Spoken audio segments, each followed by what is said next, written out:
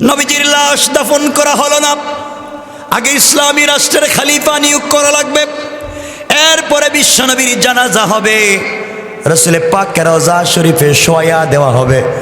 কারণ নবীজির জানাজার কোনো ইমামতি হয় নাই, নবীজির জানাজার ইমামতি হয় নাই, কারণ তার ইমামতি কে করবেন? তিনি তো ইমামুল আইম্মা, তিনি তো সকলের ইমাম, তার ইমামতি করবার পৃথিবীতে কেউ নাই। এই জন্য বিশ্বনবীর জানাজার ইমামতি হয় নাই। যার যার মতো করে নামাজ পড়েছেন, 2 দিন 3 দিন পর্যন্ত বিশ্বনবীর লাশ মোবারক রেখে দেওয়া হলো, দাফন করা হলো না। এর একটাই কারণ, আগে রাষ্ট্রের খলিফা নির্ধারণ করা লাগবে, ইসলামিক রাষ্ট্রের খলিফা নির্ধারণ করা লাগবে। এই জন্যে আজকে আমাদের আন্দোলন হবে, আমাদের সংগ্রাম হবে, আমাদের যুদ্ধ হবে। মসজিদের ভিতরে কোরআন প্রতিষ্ঠা করা নয়, আমাদের আন্দোলন মসজিদ থেকে সংসদ পর্যন্ত কোরআন পৌঁছে দেওয়া। আমার মুসলমান বন্ধুগণ, মনোযোগ দিয়ে কথাগুলো শুনবেন। কেউ কেউ ডাক দিয়ে বললেন, আমার দিকে তাকান, কেউ কেউ ডাক দিয়ে বললেন আনসারদের মধ্যে খলিফা নির্ধারণ করা লাগবে, কারণ মুহাজিরদেরকে আনসাররাই সাহায্য করেছে। নবীজির ইন্তেকালের পরে আনসারদের মধ্য থেকে খলিফা নির্ধারণ করা লাগবে। কেউ কেউ বলছেন মুহাজিরদের মধ্যে লাগবে। মনোযোগ দিয়ে শুনেন কি বোঝাতে চাই। আনসার সাহাবীদের মধ্যে একজন দাঁড়িয়ে গেলেন, মুহাজিরদের মধ্যে একজন দাঁড়িয়ে গেলেন। একজন দাঁড়িয়ে বললেন খলিফা হবেন 2 জন, একজন আনসারের একজন মুহাজির। একটা রাষ্ট্রের প্রেসিডেন্ট কয়জন লাগে? এখন হইতেছে কয়জন? সাহাবায়ে কেরাম 2 গ্রুপ হয়ে গেলেন, এক গ্রুপ আনসারের পক্ষে, আরেক গ্রুপ মুহাজিরের পক্ষে। সবার মধ্যখানে দাঁড়ায়া গেলেন হযরতে আবু বকর। তিনি ডেকে ডেকে বলেন, সাহাবীরা শোনো, বিশ্বনবী এখন পর্যন্ত রয়েছেন মাটির উপরে, আমরা শোয়া দেই নাই, এখন মারামারি করলে চলবে না।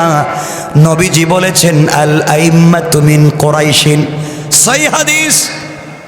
নেতা যদি নির্বাচন করতে হয়, খলিফা যদি বানাতে হয়, কুরাইশদের মধ্য থেকে বানাতে হবে। এই কথা শুনবার পরে 1 মিনিট দাঁড়াইয়া বক্তৃতা করলেন। 1 মিনিটের বক্তৃতার সাথে সাথে সকল সাহাবীরা বসে গেলেন, সুবহানাল্লাহ। কারণ তাদের মধ্যে মানার একটা স্পিরিট ছিল।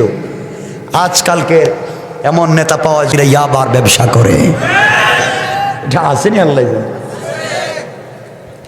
আরে আমার কথা রাগ করবেন, আপনাদের তো অনেক এমন নেতা আছে, নেতা গম চুর, চাল চুর, কালবাডের টাকা চুর, বিধবার ভাতার টাকা, বৃদ্ধের ভাতার টাকা, বাচ্চাদের স্কুলের দুধের টাকা, রাস্তার টাকা, মসজিদের টাকা, মাদ্রাসার টাকা, যা পাইছে খাইতে খাইতে মরা মানুষের লাশের কাফনের টাকা বিক্রি করেও খাইছে।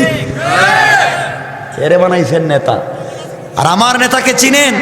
আমিও কর্মী, আমার একজন নেতা আছেন, আমি যাকে নেতা মানি, আমার নেতার 63 বছরের জিন্দেগিতে একটা মিথ্যা কথা বলে নাই। কেমন নেতা চিনতে পেরেছি? আমার দিকে তাকান। আমার মুসলমান বন্ধুগণ, এক পর্যায়ে সাহাবায়ে কেরামের মধ্যে কিছু লোক দাঁড়িয়ে বললেন, নবীজি যখন বলেছেন আমার পরে যদি আল্লাহ কাউকে নবী বানাতো, হযরতে ওমরকে নবী বানাইয়া দিত। সাহাবায়ে কেরামের মধ্যে কিছু দাঁড়াইয়া বললেন, আমরা ওমরকে খলিফা চাই। এক একজনের নাম বললেন। ওমরের পিছনে কিছু লোক দাঁড়াইয়া গেলেন। হযরত ওমরের পিছনে কিছু সাহাবী নওজওয়ান দাঁড়াইয়া বললেন, আমরা ওমরকে খলিফা চাই। বিশ্ব নবীর ইন্তেকালের পরে সাহাবায়ে কেরাম দাঁড়িয়ে বললেন, ওমরকে খলিফা চাই। কারণ সমাজে এখন ফিতনা, ওমর দাঁড়াইয়া গেলে শয়তান রাস্তা দিয়ে আসে না। হযরত ওমর তো বলতে পারতেন, আমার কর্মীরা যখন চায় আমাকে দেন। আজকালকে নেতা হইতে 10, 20, 30 লাখ খরচ করে নেতাদের পিছনে খাওয়ায়, আমার একটা পদ দেন না, ঠিক না? পদ পদের জন্য টাকা খরচ করে হযরত ওমর দাঁড়ালেন। হাজার হাজার কর্মীরা বলছেন আমরা ওমরকে খলিফা চাই, ওমর দাঁড়ালেন।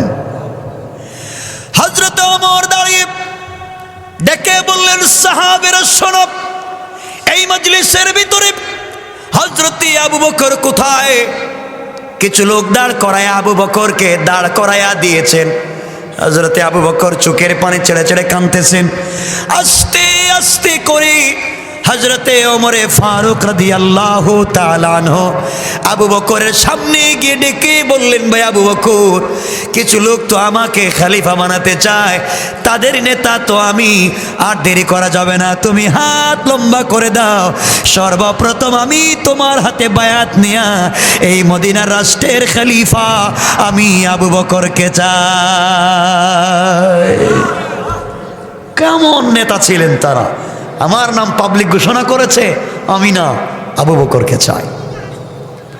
কর্মীরা যখন দেখল তাদের নেতাই তো নাই, নেতা আরেকজনের হাতে বায়াত নিয়েছে, সকল সাহাবায়ে কেরাম মিলে বিনা বাক্যে আবু বকরকে মেনে নিলেন। আবু বকর রাষ্ট্র চালালেন, দীর্ঘদিন পর্যন্ত রাষ্ট্র চালালেন। কষ্ট হচ্ছে? আবু বকর এমন রাষ্ট্রের খলিফা হয়ে গেলেন, দীর্ঘদিন পর্যন্ত রাষ্ট্র চালালেন।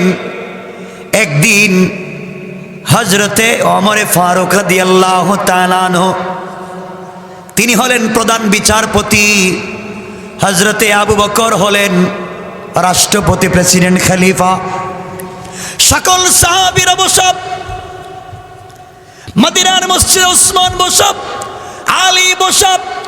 ইসলামী রাষ্ট্রে রাষ্ট্রে যদি ইসলাম পৌঁছে যায়, কালিমা পৌঁছে যায়, দ্বীন পৌঁছে যায়, সংসদ পর্যন্ত যদি কোরআন পৌঁছে যায়, মানুষ কেমন শান্তিতে থাকতে পারে আপনাদেরকে সে উদাহরণ দিতে চাই।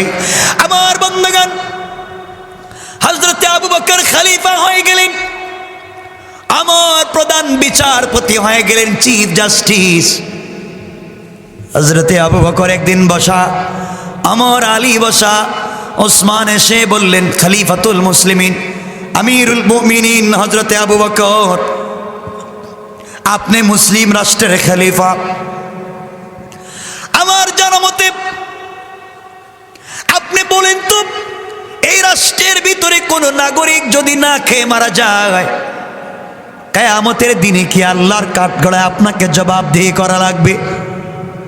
আবু বকর চোখের পানি ছেড়ে দিয়ে ডাক দিয়ে বললেন, ভাই ওসমান রে, ইসলামের রাষ্ট্রে একটা কুকুর যদি না খেয়ে মারা যায়, কিয়ামতের দিনে কুকুরের কারণে আল্লাহর কাঠগড়ায় জবাব দেওয়া লাগবে। কোন সুবহানাল্লাহ! কেমন ইসলাম রাষ্ট্রে থাকলে কি হয়? হযরত ওসমান বললেন, ভাই আবু বকর, আমি খবর নিয়ে দেখেছি আপনার মদিনা রাষ্ট্রে একজন বিধবা বৃদ্ধা মহিলা আছে, যার ছেলে নাই, যার মেয়ে নাই, যার কোনো সন্তান নাই। এই মহিলা চোখে দেখেন না, অন্ধ। তার ঘরের ভিতরে কে খাবার পৌঁছে দিবে? আপনার রাষ্ট্রের একজন বিধবা মহিলা, তার খাবার কে পৌঁছে দিবে? তার খিদমত কে করবে? আপনার রাষ্ট্রে যদি একজন বৃদ্ধা মহিলা না খেয়ে মারা যায়, তার খিদমতের জন্য কোনো লোক যদি না পাওয়া যায়, কিয়ামতের দিনে বিশ্বনবীর সামনে আপনি কেমনে দাঁড়াবেন? এই কথাগুলো শুনবার পরে আবু বকর সিদ্দিক বললেন, ভাই শোনো, আমি রাষ্ট্রের খলিফা, আমি যখন খবর পেয়েছি অবশ্যই মুসলিম রাষ্ট্রের বাইতুল মাল থেকে এই বৃদ্ধা মহিলার খাবারের ব্যবস্থা করে দেব। 3 বেলা সে খেতে পারবে, আমি ব্যবস্থা করে দেব, আমি নিজে ব্যবস্থা করে দেব। আর বাংলাদেশে যখন ইউনিয়ন অফিসে গরিবের জন্য গম আর চাউল আছে, তখন দেখা যায় 100 বস্তা আসলে 60 বস্তা আগেই বিক্রি করে দেয়। বাংলাদেশ সরকারের মাননীয় প্রধানমন্ত্রী কয়েকদিন আগে মানুষকে গড় উপহার দিয়েছেন, কিন্তু দেখা যায় এই দেশে এমন নেতা রয়েছে প্রধানমন্ত্রী দিলেন ফ্রি ঘর, আর কিছু নেতা 8-10 লাখ টাকা নিয়ে পাবলিককে ঘর দিয়েছে। ঠিক কিনা বলেন? এগুলার নেতা মানেছেন আপনারা সুর।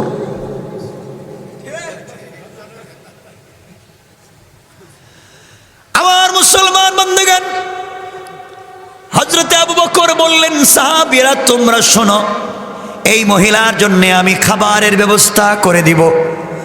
হযরত ওসমান বললেন, খাবার তো ব্যবস্থা হবে ঠিকই, কিন্তু মহিলা চোখে দেখেন না, তার রান্না কে করে দিবে? ঘর মুছে কে দিবে? খাবার রান্না করে দিবে কে? হযরতে আবু বকর বললেন, আমি তো রাষ্ট্রের পক্ষ থেকে কোনো খাদেম দিতে পারবো না। খাদেম আমি কেমনে দেব? এত টাকা পয়সা খাদেম কে হবে? ইসলামিক রাষ্ট্রে খাদেম দিয়ে তো আরেকজনের ঘরে পাঠাতে পারবো না। এমন সময় মুসলিম রাষ্ট্রের প্রধান বিচারপতি হযরতে উমর ফারুক রাদিয়াল্লাহু তাআলা আনহু দাঁড়ায়া গেলেন, আর ডেকে ডেকে বললেন, খলিফাতুল মুসলিমিন, আমিরুল মুমিনিন হযরতে আবু বকর, আমি কথা দিলাম আপনি এই মহিলার জন্য কোনো খাদেম কর্মচারী পান না, এই মুহূর্তে আপনি আমাকে খাদেম বানাইয়া দিতে পারে। একজন প্রধান বিচারপতি, চিফ জাস্টিস, তিনি বলছেন আমাকে বৃদ্ধা মহিলার কর্মচারী বানাইয়া দেন। হযরতে আবু বকর বললেন, ভাই আমার, তুমি মুসলিম রাষ্ট্রের প্রধান বিচারপতি, সরকারি অনেক দায়িত্ব আছে, টাইম টু টাইম অফিস করা লাগবে, এর ভিতরে দিয়ে তুমি কেমনে মহিলার খিদমাত করবে? হযরত ওমর ডেকে বললেন, অফিসে যাওয়ার আগে, অফিস থেকে ফেরার পথে ওই মহিলার খিদমাত করব, ঘর ঝাড়ু দিয়ে দেব, কাপড়গুলো ধুয়ে দিব, রান্না করে দিব। চিন্তা করেন, একটা রাষ্ট্রের প্রধান বিচারপতি, তিনি এই রাষ্ট্রের সাধারণ একজন বিধবা মহিলার ঘরের কর্মচারী হতে চান। আর কেউ যদি বাংলাদেশে ওয়ার্ডের নেতা হয়ে যায়, তার জুতা স্যান্ডেলের বাড়িতে এলাকায় থাকা যায় না। ঠিক কিনা বলেন? শিখো ইসলাম। ইসলাম যদি রাষ্ট্রে পৌঁছে যায়, মানুষের দিল দেমাগ কেমন হয়। আমার কথা মনে কষ্ট পাচ্ছেন? আমার মুসলমান বন্ধুগণ, এক পর্যায়ে খলিফাতুল মুসলিমিন হযরতে আবু বকর সিদ্দিক বললেন, ভাই আমার, তোমাকে অনুমতি দেয়া গেল, তুমি মহিলার খিদমাত করতে পারো, কিন্তু রাষ্ট্রের কাজ টাইম টু টাইম আদায় করা লাগবে। তুমি যদি রাষ্ট্রের কাজ ঠিক মতো আদায় না করো, আর এই মহিলার দায়িত্ব তুমি নিয়েছো, মহিলার খিদমাত যদি ঠিক মতো আদায় না হয়, মদিনার রাষ্ট্রে তোমাকে জবাব দেওয়া লাগবে। ইন্তেকালের পরে আল্লাহর সামনে আমি তোমাকে আসামি হিসাবে দাঁড় করাইয়া দেব। কেমন ইসলাম! হযরত ওমর বললেন, ভাই আবু বকর, আমি এই মুহূর্তে মেনে নিলাম, কথা দিলাম, এই মহিলার সবগুলা কাজ আমি করে দিব। পরের দিন হযরত ওমর ফারুক রাদিয়াল্লাহু তাআলা আনহু ফজরের সালাত আদায় করে সকাল বেলা নাস্তা করে মহিলার বাড়ির দিকে যাচ্ছে। উদ্দেশ্য হলো মহিলার বাড়িতে যাবেন, মহিলার বাড়িতে গিয়ে তার রান্না করে দিবেন, কাপড় ধুয়ে দিবেন, ঘর মুছে দিবেন। হযরত ওমর ফারুক রাদিয়াল্লাহু তাআলা আনহু বাড়িতে যাওয়ার পরে দরজার সঙ্গে দাঁড়ায়া বললেন, মা, আমি আপনার ঘরের খাদেম, খলিফাতুল মুসলিমিন আমিরুল মুমিনিন আবু বকর আমাকে আপনার ঘরের খাদেম বানাইয়া দিয়েছেন, আপনার ঘরের কর্মচারী বানাইয়া দিয়েছে। বলেন তো কি করা লাগবে আপনার ঘরে? মহিলা চোখে দেখে না, ডাক দিয়ে বলছে, যুবককে, তোমাকে আমি ঠিক মতো চিনতে পারলাম না, তোমাকে আমি চিনি না রে যুবক, কিন্তু তুমি আসার প্রায় 2 ঘন্টা আগে আর একজন যুবক এসে আমার ঘরের সবগুলা কাজ করে দিয়া আমাকে গোসল করাইয়া কাপড়গুলা ধৌত করে রান্না করে আমাকে খাওয়াইয়া একটা যুবক 2 ঘন্টা আগে চলে গেছে। সুবহানাল্লাহ। তো আসতে বললেন, সুবহানাল্লাহ বলেন। আমার তো আশ্চর্য হয়ে গেল, দায়িত্ব আমার আগে কে এসে এই কাজ করে দিয়ে চলে গেল। হযরত ওমর পরের দিন চিন্তা করলেন, আজ ফজরের সালাত পড়ে নাস্তা না করে চলে যাই, বাড়িতে যাওয়ার আগে মহিলার বাড়িতে কাজ করে দিয়ে আসি। একজন রাষ্ট্রের প্রধান বিচারপতি 2 নম্বর দিন সকালবেলা যখন মহিলার ঘরের দরজায় হাজির হয়ে গেলেন, সালাম দিয়ে ডাক দিয়ে বললেন, আম্মা জান, আমি এই রাষ্ট্রে আপনার খাদেম, বলেন আজকে আপনার কি কি কাজ করে দেওয়া লাগবে। ঘরের ভিতর থেকে মহিলা জবাব দিচ্ছে, যুবককে তোমাকে আজকে আমি চিনতে পারলাম না। যুবক রে, তুমি আসার প্রায় 1 ঘন্টা আগে আর একজন যুবক এসে সবগুলা কাজ করে দিয়ে চলে গেছে। হযরত ওমর বলেন, দ্বিতীয় দিন আমি ফেল। লোকটা কে? হযরত ওমর চিন্তা করলেন, তাহলে আমি তো বিপদে পড়ে যাচ্ছি। কিয়ামতের দিন আল্লাহর কাঠগড়ায় জবাব দেওয়া লাগবে, আবু বকরের সামনে জবাব দেওয়া লাগবে।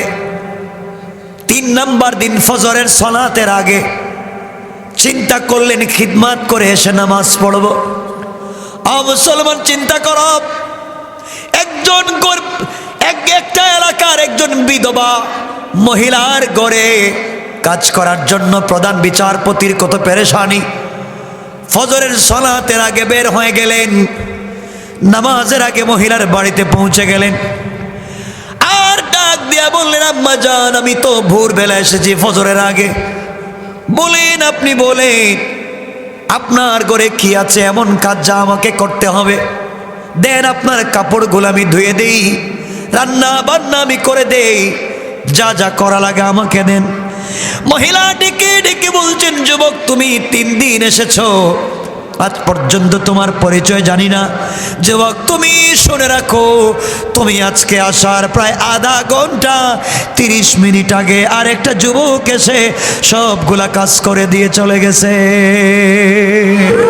আল্লাহু আকবার। রাষ্ট্র ইসলাম থাকলে যা হয়। ওমর কি ঠান্ডা মানুষ না গরম? সবাই বলেন না। ওমর তো এত গরম যে রাস্তা দিয়ে ওমর হেঁটে যায়, এই রাস্তা দিয়ে শয়তানও যায় না, ঠিক না? শয়তানও যায় না। এজন্য আল্লাহকে বলবো, আল্লাহ তুমি বলেছ নবীজির পরে নবীজি দিবানা, কিন্তু অমর দিবানা এই কথা বলো নাই। এই বাংলাদেশের জন্য তোমার কাছে আমরা একজন অমর চাই, ঠিক কিনা বলেন? এই কথা আমার আল্লাহ আমার তেলাওয়াতকৃত আলোচ্য আয়াতে বলছেন। আমার মুসলমান বন্ধুগণ, মুসলিমেরা যখন আল্লাহর কাছে বলেছে, আল্লাযীনা ইয়াকুলুনা রাব্বানা আখরিজনা মিন হাযিহিল কারয়াতিজ যালিমি আহলুহা। আয় আল্লাহ, তুমি জালেমের রাষ্ট্র থেকে আমাদেরকে বের করে দাও, যেখানে শান্তিতে কথা বলা যায় না। আর যদি এই দেশের ভিতরে আমাদেরকে রাখতে হয়, তোমার কাছে 2 জিনিস চাইলাম। 1 নম্বর, তোমার কাছে চাইলাম ওয়াজআল লানা মিন লাদুনকা ওয়ালিয়া। আল্লাহ, তোমার কাছে একজন নেতা চাই, তোমার কাছে একজন লিডার চাই, যে লিডার রাস্তায় বের হয়ে তাকবীর দিয়ে মাথায় পাগড়ি বেঁধে রাস্তায় নেমে যাবে, খালিদ ইবনুল ওয়ালিদের মতো গর্জন দিবে, আমরা কথা দিলাম তোমার দিন জিন্দা না করে ঘরে ফিরে যাব না। আমার বন্ধুগণ, হযরতে আমার তো আশ্চর্য হয়ে গেলেন, 3 দিন হয়ে গেল খিদমাত করার সুযোগ পেলাম না। হযরত আমার চতুর্থ দিন চিন্তা করলেন আজকে ফজরের সালাত তো পড়বই না, পরে পড়বো। তাহাজ্জুদের সালাত তো পড়বো না, তাহাজ্জুদের আগে আমি চলে যাই। হযরত ওমর চলে গেলেন তাহাজ্জুদের সালাতের আগে, মহিলার খিদমত করবার জন্য পরিশান। বাড়িতে পৌঁছে গেলেন, দরজার সঙ্গে পিঠ লাগাইয়া দাঁড়াইয়া গেলেন।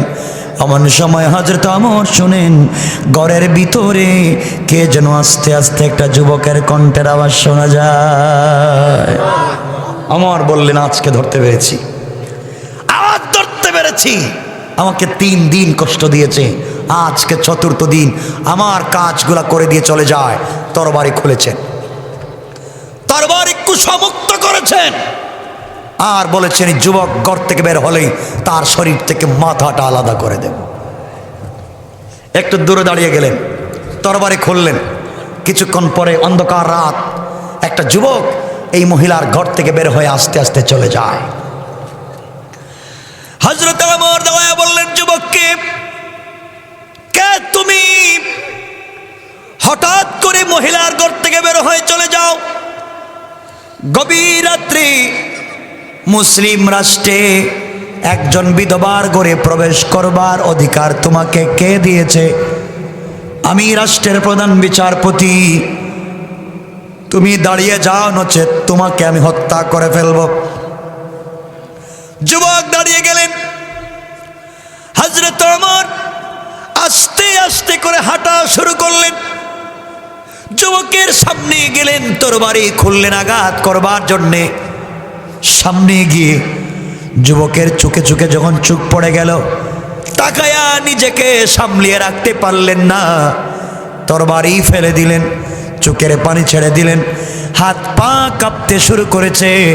তাকায়া দেখেন ওই যুবক আর কেউ না, ইনি হলেন ইসলামিক রাষ্ট্রের খলিফা হযরতে আবু বকর। আল্লাহু আকবার। হযরত ওমর হাউমাউ করে কান্না শুরু করে দিলেন, আর ডেকে বললেন, ভাই আবু বকর, তুমি না এই রাষ্ট্রের প্রেসিডেন্ট, তুমি আমাকে দায়িত্ব দিয়েছ বিধবার ঘরে কাজ করে দেওয়ার জন্যে। তুমি যখন আমাকে দায়িত্ব দিয়েছ, তুমি আমাকে দায়িত্ব দিয়েছ কাজ করার জন্যে,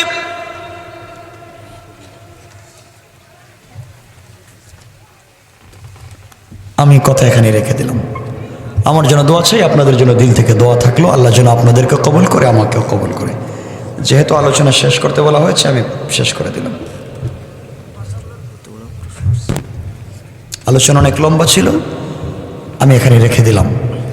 আমার বন্ধুগণ, ইসলাম এভাবেই সুন্দর, কিন্তু সব কথা তো আর বলা যাবে না, এখানে কথা থাক। ফরজ সালাতের পর ইমামের সাথে সম্মিলিত মোনাজাত কি অধিক সওয়াব, নাকি রসুলের আমল পালন করে মোনাজাত, না কি বুঝি নাই। আচ্ছা, সওয়াব ফরজ সালাতের পরে, আমি আপনাদেরকে এই প্রশ্নের উত্তর দিচ্ছি। যে ফরজ সালাতের পরে ওয়াজিব সুন্নত থাকবে, সুন্নত মুআক্কাদা, যে ফরজ সালাতের পরে থাকবে, সেই ফরজ সালাতের পরে মোনাজাত না করা উত্তম। যেই ফরজ সালাতের পরে সুন্নতে মুআক্কাদা নামে কোনো নামাজ থাকবে না, এই ফরজ সালাতের পরে দোয়া করা উত্তম। কথা বুঝতে পেরেছেন? কথা বুঝাইতে পারছি? অনেক ইখতিলাফ আছে, কেউ বলছে দোয়া করাই যাবে না, মাইর, দোয়া করলে ইমামের উপরে মাইর। আর কেউ বলছে দোয়া না করলে ইমামের চাকরি থাকবে না। কথা বলেন না কেন? মারামারিতে নাই। ফজরের নামাজের পরে কোনো সুন্নত আছে? আসরের নামাজের পরে সুন্নত আছে? এ দোয়া করা উত্তম কাজ, বুখারীর হাদিস। আর যেই ফরজ নামাজের পরে সুন্নত আছে, যেমন মাগরিবের পরে সুন্নত আছে, আছে না? জোহরের পরে সুন্নত, জুমার পরে সুন্নত, দোয়া না করা উত্তম। এই তো একই জিনিস, একই প্রশ্নই তো দুটোটা। পীর না ধরলে নাকি জান্নাতে যাওয়া যাবে না, কতটা বাটপারি, একবারে বাটপারি কথা। পীর না ধরলে জান্নাতে যাওয়া যাবে না কথাটা একবারে কোরআন হাদিস বিবর্জিত শয়তানি কথা। এখন বলি আপনাদেরকে, কোরআন শরীফ এখানে নাই, কোরআনে কারিমের সূরা আল মাইদার 35, 36, 37 নম্বর আয়াত আল্লাহ রাব্বুল ইজ্জতুল জালাল বলেছেন, ইয়া আইয়ুহাল্লাযীনা আমানুত্তাকুল্লাহ, হে ঈমানদার যারা যারা আমার উপর ঈমান এনেছো, ইত্তাকুল্লাহ, আমি আল্লাহকে ভয় করো, ওয়াবতাগু ইলাইহিল ওসিলা, এবং আমাকে পাওয়ার জন্য ওসিলা ধরো। কথা বুঝতে পেরেছেন? কথা বুঝেন? এই আয়াত দিয়ে ওনারা দলিল দেন যে পীর না ধরলে জান্নাতে যাওয়া যাবে না। আল্লাহ বলছেন ওয়াবতাগু ইলাইহিল ওসিলা, আল্লাহকে পেতে হলে ওসিলা ধরো। কথা বুঝতে পেরেছেন? আল্লাহকে পেতে হলে ওসিলা ধরো, এই জন্য আল্লাহ বলেছেন ওয়াবতাগু ইলাইহিল ওসিলা। আর ওসিলা ধরো মানে পীর ধরো। এই আয়াতের যারা অর্থ করেছেন সরাসরি ইসলামের এবং কোরআনের ভুল ব্যাখ্যা দিয়েছেন। আল্লাহ বলছেন ওয়াবতাগু ইলাইহিল ওসিলা, এই ওসিলা শব্দের অর্থ হলো, হে ঈমানদার তোমরা আমি আল্লাহকে ভয় করো এবং আমি পর্যন্ত পৌঁছার জন্য ওয়াবতাগু ইলাইহিল ওসিলা, তোমরা একজন নেতা নির্বাচন করো। নেতা, ওসিলা মানে এখানে কি? নেতা। ওসিলা মানে এর পরের শব্দ পরিষ্কার করে দিচ্ছেন আল্লাহ। আল্লাহ বলেছেন ওয়াবতাগু ইলাইহিল ওসিলা, তোমরা আমি পর্যন্ত পৌঁছার জন্য একজন নেতা নির্বাচন করো। কেন? ওয়াজাহিদু ফি সাবিলি, যেন তোমরা এই নেতার নেতৃত্বে জিহাদ করে আমার জমিনে আমার দ্বীন কায়েম করতে পারো। যদি তোমরা করতে পারো লাআল্লাকুম তুফলিহুন, সম্ভাবনা আছে যাতে তোমরা সফল কাম হতে পারো। কথা বুঝাতে পেরেছি? সূরা আল মাইদার আয়াত। আমার মুসলমান বন্ধুগণ গভীর মনোযোগ, আপনাদের এলাকার মসজিদের 300, 400, 500 জন মুসল্লির মসজিদের ইমাম আমানতদার না হলে আপনি রাখেন না, চোর হলে আপনি রাখেন না, ফেন্সিডিলিয়া বা ব্যবসায়ী হলে আপনি রাখেন না, পাবলিকের জমি জমা দখলকারী হলে ইমামতি টিকে না। তাহলে যারা 16 কোটি মুসলমানের ইমাম হবেন অবশ্যই তাকে মসজিদের ইমামের চাইতে আরো বড় আমানতদার হওয়া লাগবে। মসজিদের ইমামের কাছে বাজেট আসে না, মসজিদের ইমাম রাষ্ট্রের বাজেট ঘোষণা করে না, মসজিদের ইমাম চট্টগ্রাম সিটি কর্পোরেশনের বাজেট ঘোষণা করে না, মসজিদের ইমাম আপনাদের পৌরসভা উপজেলার বাজেট ঘোষণা করে না, মসজিদের ইমাম আপনাদের ইউনিয়নের বাজেট ঘোষণা করে না। তাহলে মসজিদের ইমাম যদি আমানতদার না হলে ইমামতি চলে না। তাহলে চোর ডাকাত বদমাইশ বাটপার জাগা জমিন কালবাডের টাকা, বিধবার ভাতার টাকা, বাচ্চাদের দুধের টাকা যারা চুরি করে খায় তাদেরকে কেমনে আপনারা চেয়ারম্যান থেকে মন্ত্রী বানান? মনে রাখবেন আমার মুসলমান বন্ধুগণ, সমাজকে যদি পরিশুদ্ধ করতে হয় কোরআনকে শুধুমাত্র কেবলমাত্র মসজিদে রাখলে হবে না, ইমামতির কাজে কোরআন লাগালে চলবে না। যে কোরআন দিয়ে আপনি নামাজ পড়তে পারেন, যে কোরআন দিয়ে আপনি ঈদের সালাত আদায় করেন, যে কোরআন দিয়ে আপনি জানাজার নামাজ পড়েন, অবশ্যই অবশ্যই এই কোরআন আপনি ঘরের ভিতরে না রেখে সংসদ পর্যন্ত যদি নিয়ে যান, সংসদে আইন হয়ে যায় আগামীকালকে ফজরের সালাত আদায় করা লাগবে, সুদ খাওয়া যাবে না। দেখবেন ফজরের নামাজে মুসলমান না হিন্দুরাও শরিক হয়ে যাবে। তাহলে কোরআন তো ওখানে নিবেন। কষ্ট পাচ্ছেন আমার কথায়? আজকে কোরআন কোথাও নাই, মসজিদের ভিতরে কোরআন নাই, দুনিয়ার কোন জায়গায় ইসলাম নাই।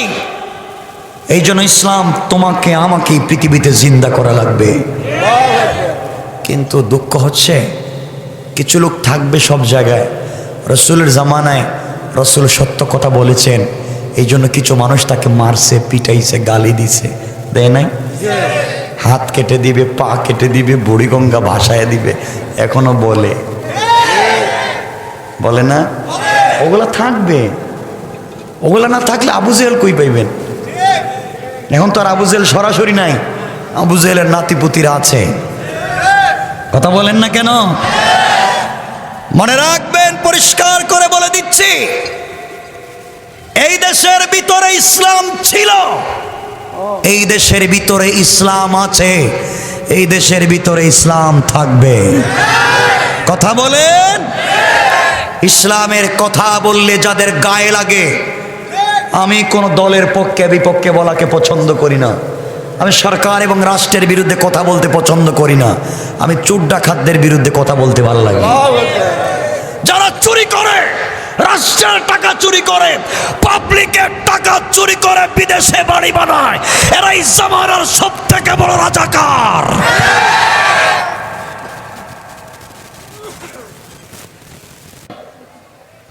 আপনার ছেলে হাফেজ আলেমকে মাস্টার্স করান, এমফিল করান, জেনারেল শিক্ষায় শিক্ষিত করেন, পিএইচডি করান, MA করান, BCS ক্যাডার বানান। আপনার ছেলে হাফেজ, আপনার ছেলে আলেম, আপনার ছেলে আমানতদার, আপনার ছেলে মুফতি, আপনার ছেলে বড় হুজুর, তাকে মসজিদ মাদ্রাসা খানকায় না রেখে আপনার এই ভদ্র ছেলেকে যদি আপনি আপনার জেলার SP বানাতে পারেন, তাহলে আর যাই হোক আপনার জেলায় তাফসীর বন্ধ হবে না। ভুল করেছে। আপনার ছেলেকে যদি অ্যাডিশনাল DIG IGP বানাতেন, OC বানাতেন, সাব রেজিস্ট্রার অফিসার বানাতেন, ভূমি মন্ত্রণালয়ের কর্মচারী কর্মকর্তা বানাতেন, তাহলে ফাইল ঠেকাইয়া ঘুষ খাইতো না। কথা বুঝতে পেরেছেন? এই জন্য ভালো মানুষদেরকে ওই জায়গাগুলো নিয়ে যান। পারবেন তো ইনশাল্লাহ? কিন্তু ইসলামের ব্যাপারে কোনো স্যাক্রিফাইস চলবে না। কথা বলেন। আপনারা বলেন তো, আপনাদের এই উপজেলার নাম কি? মিরসরাই। মিরসরাইয়ে ইসলাম কি মিষ্টির উপর দিয়ে আসছে? এ জায়গা পর্যন্ত ইসলাম আসতে অনেক রক্ত দেওয়া লাগছে, অনেক রক্তের উপর দিয়ে জায়গা পর্যন্ত ইসলাম এসেছে। ঠিক বললাম না? ইসলামকে তো সহজে যাইতে দেওয়া যাবে না। ইসলামের দাওয়াত দিবেন, যুবকেরা টাকনুর উপরে প্যান্ট পরবা, মুখে দাড়ি রাখবা, মাথায় টুপি দিবা, পাঞ্জাবি পরবা, ইউনিভার্সিটিতে পড়ো, কলেজে পড়ো, নামাজ পড়বা, তোমাদেরকে কিছু লোক টিটকারি করবে। তুমি মনে রাখো, যারা টিটকারি করে এরা মানুষ না, এরা জানোয়ার। জানোয়ার। এগুলো নিয়ে তোমার টেনশনের কিছু নাই। এগুলো রাসূলের জামানায় ছিল, আজও আছে না নাই? তো ইসলাম একটা সুন্দর, কাউকে ঠেলে দিতে নাই। একটা যুবক দাড়ি রাখে নাই, এই দাড়ি রাখলে না কেন, বাইরো, বলা যাবে না। একজন পাঞ্জাবি পরে নাই, প্যান্ট পরেছে, তাকে কিছু বলা যাবে না। ইসলাম সুন্দর, সবাইকে নিয়ে চলবার মতো মন মানসিকতা রাখতে হবে, তাকে কাছাকাছি আনতে হবে, এরপরে আস্তে আস্তে করে তাকে দিন বুঝাতে হবে। কথা বলেন। আমি আপনাদেরকে বুঝাই, এই কথাটা যে বললাম এই কথার যুক্তি আছে। মানুষকে পিটাইয়া মাইরা ভয় দেখায়া কখনো দিন প্রতিষ্ঠা করা যায় না। কথা বুঝতে পেরেছেন? তাকে বোঝাতে হবে। কিছু লোক আছে দেখবেন, এই যে ছেলে, এই যে দেখো ছেলেটা যাচ্ছে বাম সাইডে দিয়ে হাঁটে, নামাজ পড়ে না, কেমনে কেমনে চলে, পাবলিককে রাস্তাঘাটে সালাম দেয় না, আপনি তার সমালোচনা করতে পারেন না। ইসলামটা তাকে বুঝান, ইসলামের সৌন্দর্য তার কাছে তুলে ধরেন। পারবো না ইনশাল্লাহ? বুখারী শরীফের একটা হাদিস আপনাদেরকে শোনাইয়া আলোচনা সংক্ষেপের দিকে, সামনের দিকে যাব ইনশাল্লাহ। রাসূল পাক সাল্লাল্লাহু আলাইহি ওয়াসাল্লাম একদিন বসে আছেন মসজিদে, এক যুবক আসছে। যুবকটা গায়রে মুসলিম, মুসলমান হয় নাই, কাফের। কি হয় নাই? মুসলমান, শাহাদা পড়ে নাই। আসছে রাসূলের সামনে দাঁড়াচ্ছে। রাসূল বললেন বসো, বসতে চায় না, তাকায় আছে। রাসূল পাক নিজের হাতটা বাড়াইয়া দিলেন, মুসাফা করে টান দিয়ে বসাইয়া দিলেন। হাত যখন হাতের সঙ্গে লেগেছে, এটা নূরানি হাত, যে কারো হাত না, এই হাতের অনেক দাম আছে। রাসূল যখন তার হাতে ধরেছেন, তার কলিজা পর্যন্ত ঠান্ডা হয়ে গেছে। বসে পড়েছে। ধরে বললেন, কেন এসছো? যুবক তাকায় আছে। রাসূল পাক বললেন, তুমি আমার চেহারার দিকে তাকাচ্ছ কেন? যুবক বলতেছেন, মুহাম্মদ ইবনে আব্দুল্লাহ, আমি তো মুসলমান না, এসেছিলাম আপনার কাছে আপনি কেমন লোক দেখবার জন্যে, কিন্তু আপনি আমার চেহারার দিকে তাকাইয়া যে মুস্কি হাসছেন, আপনার যে দুটা দাঁতের অগ্রভাগ বের হয়েছে, আমার তো মনে হচ্ছে পৃথিবীর সকল সৌন্দর্য আপনার একটা হাসির সামনে ম্লান হয়ে গেছে। আল্লাহু আকবার বলেন, আল্লাহু আকবার। নবীজি বললেন, কেন এসছো? এসছিলাম আপনাকে দেখতে, কিন্তু আপনার হাতের ছোঁয়া, আপনার কথা বলার ধরন, আপনার হাসি আমাকে তো একবার দুর্বল করে দিয়েছে। মুহাম্মদ, আমি আসলাম, আপনি গাছের গোড়ায় বসে আছেন, কিন্তু আপনার মাথার উপরে ছায়া দিচ্ছে আসমানের মেঘমালা মেঘ। নবীজি বললেন, কেন এসছো? দেখতে আসছে। চলে গেছে যুবক। নবীজি তাকে কিছু বলেছেন? গালি দিয়েছেন? কটু কথা বলেছেন? কিছু বলেন নাই, দিনের দাও তো দেন নাই, চলে গেছে। দীর্ঘ 2 মাস পরে এই যুবক আবার আসছে, এসে বলছে, মুহাম্মদ, বাড়িতে তো গিয়েছিলাম, ভাল লাগে না আপনাকে দেখবার পরে, আপনাকে দেখবার পরে আর ঘুমাইলেও ভাল লাগে না, ঘুমাইয়াও দেখি আপনি হাসতেছেন। আমি চলে এসেছি আপনার কাছে। নবীজি বলেন, কেন এসেছ? আমি এসেছি আপনি আমাকে এই মুহূর্তে, কারণ আপনার হাসি আমি 14 তারিখের পূর্ণিমার চাঁদের দিকে তাকায়া দেখছি, আপনার হাসি পূর্ণিমার চাঁদের চাইতেও সুন্দর। আপনি আমাকে কালিমা পড়ে মুসলমান বানাইয়া দেন। নবীজি বলেন, কালিমা পড়ে মুসলমান হয়ে যাও। যুবকটা বলছে, আমার শর্ত আছে।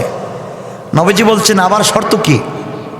আমি কালিমা পড়বো ঠিকই, কিন্তু আমি নামাজ পড়বো না। কি বলছে? কালেমা পড়বে ঠিকই, কিন্তু নামাজ পড়বে না। আমরা হইলে কি বলতাম? তোমার কালিমার দরকার নেই, তুমি ভাগো এখান থেকে, তুমি নামাজ পড়বা না, তোমার কিসের কালিমা? আমরা ভয় ঢুকাই দিতাম, দূরে সরাইয়া দিতাম। নবীজি বলেন, ঠিক আছে, তুমি কালিমা পড়ো, নামাজের দরকার নাই, তোমার যখন মনে হবে ভাল লাগবে তখন নামাজ শুরু করে দিও। সুবহানাল্লাহ বললেন না? যুবক চলে গেছে।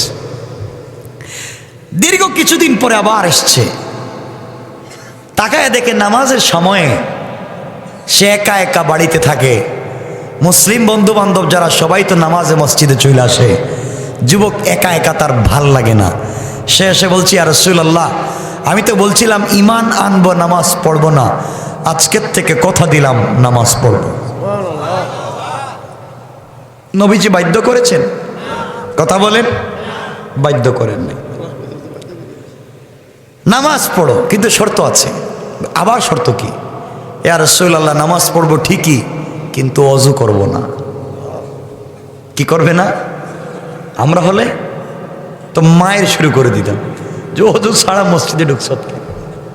নবীজির ইসলামটা কত সুন্দর ছিল, মানুষকে কত সুন্দর করে কাছে ডেকেছেন। নবীজি বললেন, ঠিক আছে, তোমার অজু করার দরকার নাই, তোমার যেদিন থেকে ভালো লাগবে অজু করে নামাজ পড়বে, এখন এভাবেই পড়ো। যুবক তো নামাজ পড়ে অজু ছাড়া। সাহাবায়ে কেরামও কিছু বলেন না, নবীজিও কিছু বলেন না। একদিন যুবকটা ফজরের সালাতে মসজিদে আসছে, এসে দেখে হযরতে আলী কাররামাল্লাহু ওয়াজহা অজু করতেছেন। কি করতেছেন? তাকায় দেখে যুবক আলী অজুতে হাত ধুইতেছেন এতটুকুন। হাত ধোয়ার নিয়ম এতটুকুন, ঠিক না? কতটুকুন? এতটুকুন ধুইতেছেন তিনি, এতটুকুন। আর পা ধুইতেছেন হাঁটু পর্যন্ত। যুবক জিজ্ঞাসা করে, আলী, তুমি এটা কি করতেছ? আলী বললেন, আমি তো অজু করতেছি নামাজ পড়বার জন্যে। যুবক বলছে, আলী, অজুতে তো এতটুকুন হাত ধোয়া লাগে না, নবীজি বলেছেন তো এতটুকুন, আর টাকনু পর্যন্ত, তুমি হাঁটু পর্যন্ত ধুইতেছ কেন এই ঠান্ডার সময়? আলী বললেন, যুবক, তুই জানিস না, আমি রাসূল পাক সাল্লাল্লাহু আলাইহি ওয়াসাল্লামের মুখে জবান থেকে শুনেছি, নবীজি বলেছেন তার যে উম্মত নামাজি হবে তার যেই উম্মত অজুকারী হবে কিয়ামতের দিনে অজুর জায়গাগুলো নূরের মতো চমকাতে থাকবে। এজন্য আমি চিন্তা করলাম এতটুকুন চমকাবে কেন, আমার হাত তো বাকি আছে, এজন্য এতটুকুন আমি লম্বা করে ধুই, পাটা হাঁটু পর্যন্ত ধুই, যেন কিয়ামতের দিনে আমার একটু বেশি জায়গা নূরের মতো চমকায়। যুবক বলছে সত্যি নবীজি বলেছেন? অবশ্যই নবীজি বলেছেন নূরের মতো চমকাবে। যুবক বলেছে তাহলে আমি শুধুমাত্র হাত দেবো, পা দেবো, নূরের মতো এই জায়গাগুলো চমকাবে, আমার বডি তো চমকাবে না, তাহলে আজকের থেকে 5 ওয়াক্ত গোসল করে নামাজ পড়বো। সুবহানাল্লাহ বললেন না? তাকে পিটানো লাগছে, গালি দেওয়া লাগছে, তার কাছে দিনটাকে সহজ করে পৌঁছে দেওয়া হয়েছে। সে এমন বুঝছে এখন অজু করতে চায় না, এখন 5 বার গোসল করতে চায়। এজন্য মানুষের কাছে সহজ করে দিনটা আমাদের উপস্থাপন করা লাগবে। ঠিক আছে তো ইনশাল্লাহ? কথা বলেন। কিন্তু মনে রাখবেন যারা মুসলিম, সুদ খাওয়া যাবে না। কথা দিন আমাকে, কিছু বলে না। সুদ খাওয়া খাননি? সবাই কয় না। আপনাদের এলাকায় গ্রামীণ ব্যাংক নাই? ব্রাক নাই? আশা কারিতাস নাই? সব আছে। মায়েদেরকে বোনদেরকে ঘর থেকে বের করে ফেলেছে, পর্দা নাই। এখন স্বামীর কথা শুনে না, এখন বসের কথা শুনে, স্যারের কথা শুনে। আর তারা এনজিও থেকে এই যে কি আনে, কিস্তি আনে, সপ্তাহে সপ্তাহে দিতে হয়, পুরুষ নিয়ে গেলে রাখে না, নারী যাওয়া লাগে। কথা বলেন ঠিক কিনা? এগুলো হচ্ছে ইহুদি খ্রিস্টানদের কৌশল, দিনটাকে মুছে দেওয়ার জন্যে আমাদের নারীদেরকে ঘর থেকে বের করতে চায়। কারণ হচ্ছে এরা বাংলাদেশে ডক্টর জাফরুল্লাহ, গণস্বাস্থ্য কেন্দ্রের ডক্টর জাফরুল্লাহ, মুরব্বী মানুষ, তিনিও বলেছেন ইসলাম ধর্ম এটা মসজিদে থাকবার জিনিস, আর নবীজির সব কথা সত্য হতে পারে না, ইসলামের সব জিনিস ঠিক না। যিনি এই কথা বলেছেন, আজ যদি বাংলাদেশে ইসলামী আইন থাকতো, রাষ্ট্রে যদি ইসলামী আইন থাকতো, তাকে শাপলা চত্বর নিয়ে শরীর থেকে মাথা কেটে দেওয়া দরকার ছিল। এমন মানুষ আছে না বাংলাদেশে? আরো আছে। সুতরাং এই সমাজকে পরিশুদ্ধ করতে গেলে এই সমাজে ইসলামের দরকার আছে না নাই? আমার মুসলমান বন্ধুগণ, গভীর মনোযোগ। এই সমাজের ভিতরে আজকে চতুর্দিকে মুসলমান মুসলিমের চিৎকার শোনা যায়, জালেমের আঘাত চলছে। যুবক তোমাদেরকে বলছি শোনো, আমার তেলাওয়াতকৃত আলোচ্য আয়াতের ভিতরে আল্লাহ রাব্বুল ইজ্জত ওয়াল জালাল ঘোষণা করেছেন, ওয়ামা লাকুম লা তুকাতিলুনা ফি সাবিলিল্লাহ। আল্লাহ রাব্বুল ইজ্জত ওয়াল জালাল বললেন, তোমাদের কি হয়েছে? তোমরা কেন জিহাদ করো না? তোমরা কেন কিতাল করো না? তোমরা কেন ইসলামী আন্দোলন করো না? তোমরা কেন রাস্তায় বের হয়ে প্রতিবাদ করো না? অন্যায়ের তোমাদের কি হয়েছে? ওই সমস্ত মানুষের পক্ষে, ওই সমস্ত মানুষের বিপক্ষে। কাদের পক্ষে? ওয়াল মুস্তাদাফিনা মিনার রিজালি ওয়ান নিসাই ওয়াল উইলদান।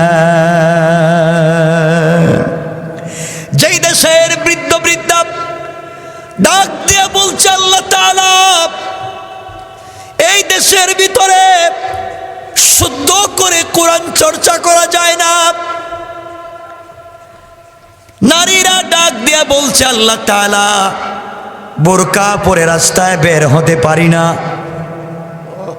হিজাব দিবসে যেই নারীরা ইউরোপ আমেরিকা আন্দোলন করে, পার্লামেন্ট পর্যন্ত গিয়ে, রাষ্ট্রীয়ভাবে সুপ্রিম কোর্টে গিয়ে তারা হিজাব পর্যন্ত বৈধ করেছে ইউরোপ আমেরিকায়, আর বাংলাদেশে আজকে ঢাকা বিশ্ববিদ্যালয়ে এই হিজাবদারি মেয়েদেরকে দইরা পিটায়া হিজাব যেই যুবকেরা খুলেছে, এরা বাংলার মুসলমানদের সন্তান নয়, ওরা হলো ইহুদি খ্রিস্টানদের বাচ্চা।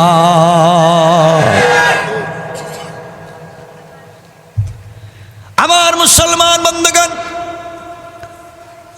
ইউনিভার্সিটির যুবকের আল্লাহকে ডাক দিয়ে বলছে, আল্লাহ তাআলা বাংলাদেশের ইউনিভার্সিটিতে আমরা পড়ি, কিন্তু মাথায় টুপি দিতে পারি না, দাড়ি রাখতে পারি না, টাকনুর উপরে প্যান্ট পরতে পারি না, 5 ওয়াক্ত নামাজ পড়তে পারি না। মানুষ আমাদেরকে সন্ত্রাস বলে, মানুষ আমাদেরকে জঙ্গি বলে আর তালেবান বলে। আল্লাহ তাআলা আমরা তো তোমার বিধান পালন করি, আমাদেরকে বের করো। আল্লাযীনা ইয়াকুলুনা রাব্বানা আখরিজনা মিন হাযিহিল কারয়াতিজ যালিমি আহলুহা। আল্লাহ তাআলা রব্বানা, হে আমাদের রব, আখরিজনা আমাদেরকে বের করে নিয়ে আসো, মিন হাযিহিল কারয়া এই দেশ থেকে, জনপদ থেকে, শহর থেকে, যেই জনপদের মানুষ জালেম হয়ে গেছে, কোরআনের কথা শুনতে চায় না, কোরআনের কথা বলতেও দেয় না। আজকে বিভিন্ন জায়গায় তাফসীরে বাধা দেওয়া হয়। বাধা দেওয়ার আগে প্রোগ্রামে লোক হতো 10 থেকে 5,000, 2,000, 3,000। যখন বাধা দেওয়া শুরু হয়ে গেছে, যুবকেরা এখন সিনেমা থিয়েটারে যায় না, সিনেমা হলে যায় না, এখন দলে দলে পিপিলিকার পালের মতো, পঙ্গপালের মতো তাফসীরে জমা হয়ে যায়। ঠিক না? বাধা দিয়ে জোয়ারকে বন্ধ করা যাবে না।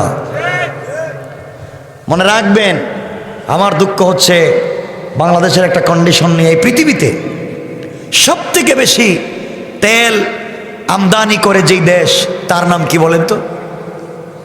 আমদানি করে আমেরিকা, তার নাম কি?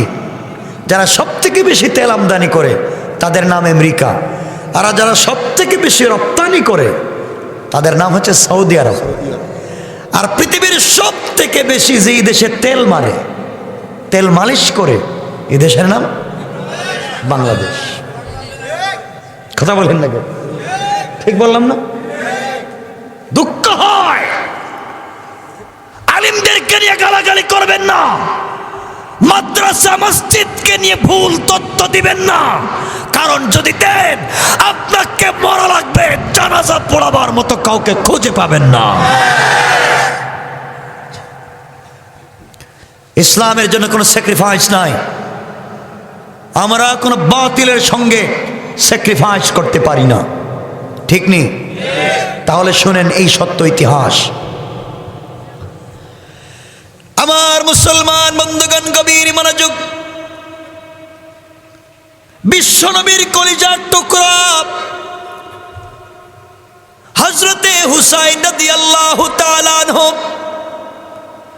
কারবালার প্রান্তরে শহীদ হয়ে গিয়েছেন, নিজের জীবনকে বিলীন করে দিলেন। এরপরেও তিনি মদ পানকারী ইয়াজিদকে মানলেন না, ইয়াজিদকে তিনি মানলেন না। তিনি বললেন, যেই চেয়ারে বিশ্বনবী বসেছেন, যেই চেয়ারে আমার নানা বসেছেন, যেই চেয়ারে আমার বাবা বসেছেন, যেই চেয়ারে আবু বকর ওমর বসেছেন, এই চেয়ারে, এই যে চেয়ার থেকে বসে দ্বীনের কথা বলা হয়, এই চেয়ারে অবশ্যই কোনো মদপানকারীকে বসানো যায় না। তিনি মানলেন না। আমাদেরও মানার টাইম আছে, কথা বলেন না কেন? টাইম নাই। আমার মুসলমান বন্ধুগণ, গভীর মনোযোগ। আজকে এই সমাজের ভিতরে যদি দ্বীন জিন্দা হয়ে যায়, নারীরা তাদের স্বাধীনতা পাবে, যুবকেরা কর্মসংস্থান পাবে, এই পৃথিবীর সকল ধর্মের মানুষ শান্তিতে বসবাস করতে পারবে। কারণ সকল ধর্মের মানুষকে শান্তিতে বসবাস করবার অধিকার দিয়েছে একমাত্র ইসলাম। কে দিয়েছে? ইসলাম। ইসলাম। আমার যুবক বন্ধুগণ, নামাজে আসো, গুনাহ করে ফেলেছ, অন্যায় করে ফেলেছ, ভয় পেয়ে মসজিদ থেকে বের হয়ে যাইও না। আল্লাহ বলেছেন, গোলাম রে, তুই যদি আটলান্টিক মহাসাগর পরিমাণ গুনাহ নিয়ে আমি আল্লাহর দরবারে হাজির হস, আমি আল্লাহ কথা দিলাম রে গোলাম, কথা দিলাম, আমি আল্লাহর কাছে তওবা করতে দেরি হবে, আমি আল্লাহ তোর জন্যে আসমান জমিন পর্যন্ত রহমত নিয়ে হাজির হতে দেরি হবে না। কষ্ট হচ্ছে আপনাদের? অসুবিধা হয়? একটু হাত উঠে দেখেন কার কার অসুবিধা হচ্ছে। অসুবিধা হইতেছে? অসুবিধা হয়? আপনাদের কাছে আমি জানতে চাই, এই দেশটা কার? এই দেশটা মুসলমানদের। সবাই বলেন, এই দেশটা কার? সবাই বললেন না। এরা কই না কেন? এরা কি এলাকার লোক? মিরেশ্বরাইয়ের নাকি টেকনাফ কক্সেস বাজার থেকে কিছু রোহিঙ্গা আসছে এখানে? এই জমিন কার? সবাই বলেন, জমিন কার? জমিনে হুকুম চলবে কার? আর জোরে বলেন, কার? এখানে যে কেউ দল করতে পারেন। বাংলাদেশে কারো বাবার বিরুদ্ধে কথা বললে আইন আছে না নাই? কারো স্বামীর বিরুদ্ধে কথা বললে আইন আছে না নাই? কারো পরিবারের বিরুদ্ধে কথা বললে আইন আছে না নাই? সাইবার ক্রাইমে মামলা হয়, ডিজিটাল আইনে মামলা হয়, আজীবন জেলে থাকা লাগে যদি আপনি উল্টাপাল্টা কিছু লেখেন বা বলেন। মনে রাখবেন মুসলমান, আপনাদের অন্তরে আপনাদের নেতার যতটুকুন মহব্বত আছে, আপনাদের অন্তরে আপনাদের নেত্রীর যতটুকুন মহব্বত আছে, আপনাদের অন্তরে আপনাদের মা বাবা স্বামী স্ত্রীর মহব্বত যতটুকুন আছে, তার চাইতে বেশি গুণ মহব্বত আমাদের অন্তরে বিশ্ব নবীর। সেই নবীকে বাংলাদেশে কেউ যদি গালি দেয়, তার বিরুদ্ধে বাংলাদেশের পার্লামেন্টে 16 কোটি মুসলমানের প্রাণের দাবি, ফাঁসির আইন কার্যকর করতে হবে, করতে হবে, করতে হবে। আমার নেতা, তোমার নেতা, বিশ্বনবীর মুস্তাফা, বিশ্বনবীর অপমান, বিশ্বনবীর অপমান,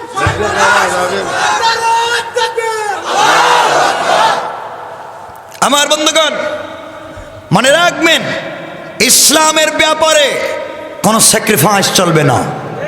কথা বলেন, চলবে না। ইমাম সাহেব যারা আছেন, আগে বলছি, আপনারা যদি চেয়ারে বৈশা মিম্বরে বৈশা সত্য ওয়াজ করতে না পারেন, কালকে থেকে চাকরি ছেড়ে দিবেন। কথা বলেন। চট্টগ্রাম মিরসরাইয়ে গিয়া, বারৈয়ের হাটে গিয়া ফল ব্যবসা করবেন, সিএনজি চালাবেন, কৃষি কাজ করবেন, হালাল বিজনেস করে খাবেন, আপনার ইমামতের দরকার নাই। আর যদি এই চেয়ারে বসতে হয়, এই চেয়ারে বসে মনে রাখবেন, আপনাদের মিরসরাই পর্যন্ত ইসলাম আসতে আমার নবীর দান শহীদ করতে হয়েছে। এখানে ইসলাম আসতে রাসূলের মাথায় লোহার কড়া ঢুকাতে হয়েছে। এখানে ইসলাম আসতে সুমাইয়ার লজ্জাস্থানে বর্ষা নিক্ষেপ করতে হয়েছে। এখানে ইসলাম আসতে হযরতে হামজার কলিজা বের করতে হয়েছে। এখানে ইসলাম আসতে হযরত ওমরকে ফজরের নামাজে শহীদ হতে হয়েছে। এখানে ইসলাম আসতে হযরত উসমানকে কোরআন তিলাওয়াতরত অবস্থায় শহীদ হতে হয়েছে। এখানে ইসলাম আসতে মুআয আর মুআউযকে শহীদ হতে হয়েছে। এখানে ইসলাম আসতে আব্দুল্লাহ বিন রওয়াহার হাত পা কাটতে হয়েছে, জাফরের হাত পা কাটতে হয়েছে।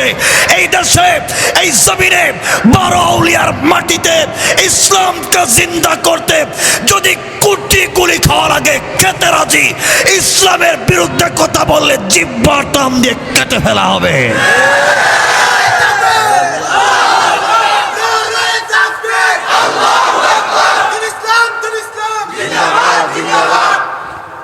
আমার বন্ধুগণ, কষ্ট হচ্ছে আপনাদের?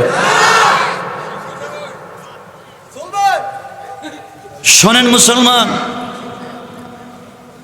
এই সমাজের ভিতরে হযরতে রাসূল পাক ইসলাম থাকলেন, তিনি মসজিদের ইমাম ছিলেন।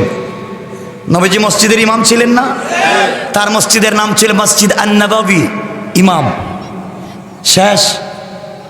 তার মাদ্রাসা ছিল, মাদ্রাসায় দারুল আরকাম, মাদ্রাসায় সুফা। এই মাদ্রাসায় তিনি শিক্ষকতাও করেছেন না করেন নাই? দায়িত্ব শেষ না। যেই নবী মসজিদের ইমাম, যেই নবী মসজিদের খতিব, যেই নবী মাদ্রাসার শিক্ষক, এই নবীজি জিহাদের ময়দানে সেনাপতিও ছিলেন। আমার দিকে তাকান। যেই নবীজির মাথায় কাপড়ের টুপিও থাকতো, প্রয়োজন বুঝে লোহার টুপিও পরেছেন। যুবকদেরকে বলছি, শোনো যুবক, তোমাকে আমাকে মাজ আর মুআউযের মতো হওয়া লাগবে, তোমাকে আলীর মতো হওয়া লাগবে। যদি ডাক আসে, বুক টান করে কাফেরের সামনে দাঁড়িয়ে যাও। মনে রাখবা, আমরা যদি রাস্তায় নেমে যাই, একটা কুকুরকেও রাস্তায় খুঁজে পাওয়া যাবে না। এজন্য ইসলামকে পরিশুদ্ধভাবে সমাজে প্রতিষ্ঠা করবার জন্যে যুবকদের প্রয়োজন আছে না নাই?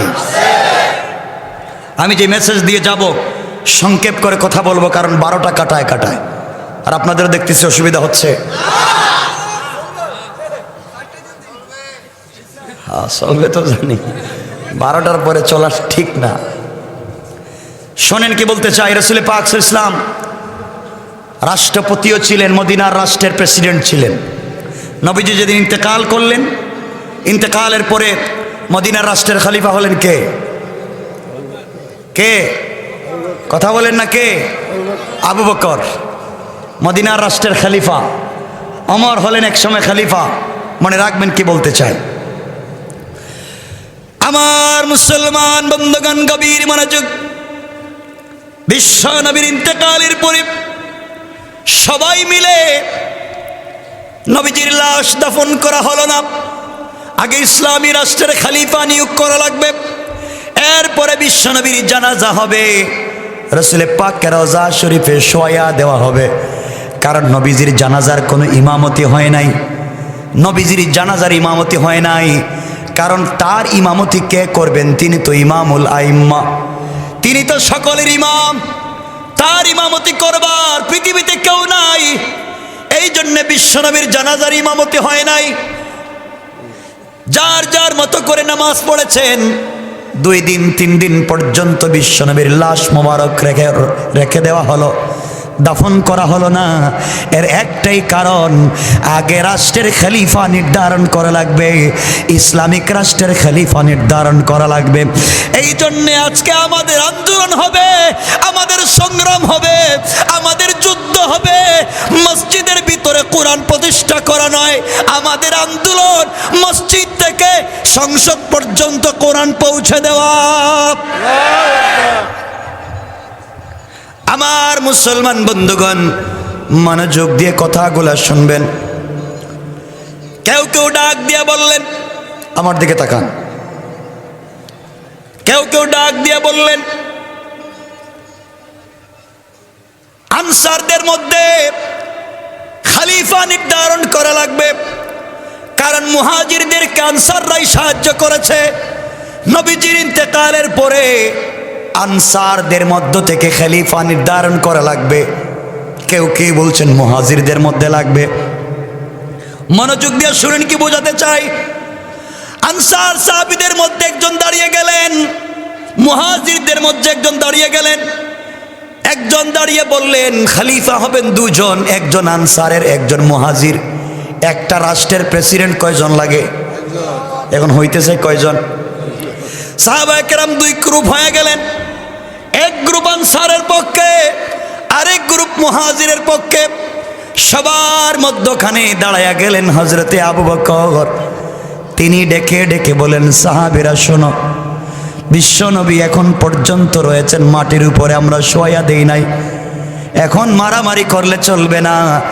নবীজি বলেছেন, আল আইম্মাতু মিন কুরাইশিন, সহিহ হাদিস।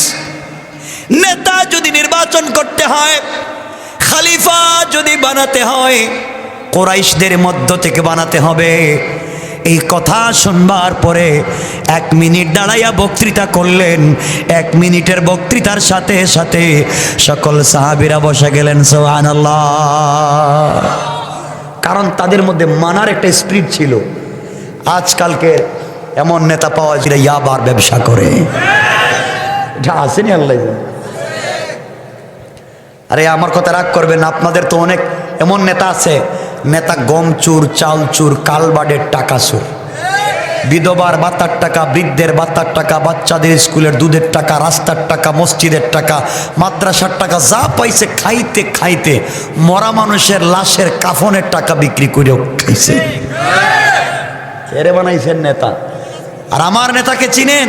আমিও কর্মী, আমার একজন নেতা আছেন, আমি যাকে নেতা মানি, আমার নেতার 63 বছরের জিন্দেগিতে একটা মিথ্যা কথা বলে নাই। কেমন নেতা চিনতে পেরেছে? আমার দিকে তাকান আমার মুসলমান বন্ধুগণ। এক পর্যায়ে সাহাবায়ে কেরামের মধ্যে কিছু লোক দাঁড়িয়ে বললেন, নবীজি যখন বলেছেন আমার পরে যদি আল্লাহ কাউকে নবী বানাতো, হযরতে ওমরকে নবী বানাইয়া দিত। সাহাবায়ে কেরামের মধ্যে কিছু দাঁড়াইয়া বললেন, আমরা ওমরকে খলিফা চাই। এক একজনের নাম বললেন। ওমরের পিছনে কিছু লোক দাঁড়াইয়া গেলেন। হযরত ওমরের পিছনে কিছু সাহাবী নওজওয়ান দাঁড়াইয়া বললেন, আমরা ওমরকে খলিফা চাই। বিশ্ব নবীর ইন্তেকালের পরে সাহাবায়ে কেরাম দাঁড়িয়ে বললেন, ওমরকে খলিফা চাই। কারণ সমাজ এখন ফিতনা, ওমর দাঁড়াইয়া গেলে শয়তান রাস্তা দিয়ে আসে না। হযরত ওমর তো বলতে পারতেন, আমার কর্মীরা যখন চায় আমাকে দেন। আজকালকে নেতা হইতে 10, 20, 30 লাখ খরচ করে নেতাদের পিছনে খাওয়ায়, আমার একটা পদ দেন না, ঠিক না? পদের জন্য টাকা খরচ করে হযরত ওমর দাঁড়ালেন। হাজার হাজার কর্মীরা বলছেন, আমরা ওমরকে খলিফা চাই। ওমর দাঁড়ালেন। হযরত ওমর দাঁড়িয়ে ডেকে বললেন, সাহাবীরা শোনো, এই মজলিসের ভিতরে হযরত আবু বকর কোথায়? কিছু লোক দাঁড় করায় আবু বকরকে দাঁড় করাইয়া দিয়েছেন। হযরত আবু বকর চোখের পানি ছেড়ে ছেড়ে কাঁদতেছেন। আস্তে আস্তে করে হযরতে ওমরে ফারুক রাদিয়াল্লাহু তাআলা আনহু আবু বকরের সামনে গিয়ে ডেকে বললেন, ভাই আবু বকর, কিছু লোক তো আমাকে খলিফা বানাতে চায়, তাদের নেতা তো আমি, আর দেরি করা যাবে না, তুমি হাত লম্বা করে দাও। সর্বপ্রথম আমি তোমার হাতে বায়াত নিয়া এই মদিনার রাষ্ট্রের খলিফা আমি আবু বকরকে চাই। কেমন নেতা ছিলেন তারা! আমার নাম পাবলিক ঘোষণা করেছে, আমি না, আবু বকরকে চাই। কর্মীরা যখন দেখল তাদের নেতাই তো নাই, নেতা আরেকজনের হাতে বায়াত নিয়েছে, সকল সাহাবায়ে কেরাম মিলে বিনা বাক্যে আবু বকরকে মেনে নিলেন। আবু বকর রাষ্ট্র চালালেন, দীর্ঘদিন পর্যন্ত রাষ্ট্র চালালেন। কষ্ট হচ্ছে? আবু বকর এমন রাষ্ট্রের খলিফা হয়ে গেলেন, দীর্ঘদিন পর্যন্ত রাষ্ট্র চালালেন। একদিন হযরতে ওমরে ফারুক রাদিয়াল্লাহু তাআলা আনহু, তিনি হলেন প্রধান বিচারপতি, হযরতে আবু বকর হলেন রাষ্ট্রপতি, প্রেসিডেন্ট, খলিফা। সকল সাহাবীরা বসব, মদিনার মসজিদে উসমান বসব, আলী বসব। ইসলামী রাষ্ট্রে যদি ইসলাম পৌঁছে যায়, কালিমা পৌঁছে যায়, দিন পৌঁছে যায়, সংসদ পর্যন্ত যদি কোরআন পৌঁছে যায়, মানুষ কেমন শান্তিতে থাকতে পারে আপনাদেরকে সে উদাহরণ দিতে চাই। আমার বন্ধুগণ, হযরতে আবু বকর খলিফা হয়ে গেলেন, আমার প্রধান বিচারপতি হয়ে গেলেন চিফ জাস্টিস। হযরতে আবু বকর একদিন বসা, আমার আলী বসা, ওসমান এসে বললেন, খলিফাতুল মুসলিমিন, আমিরুল মুমিনিন হযরতে আবু বকর, আপনি মুসলিম রাষ্ট্রের খলিফা। আমার জানা মতে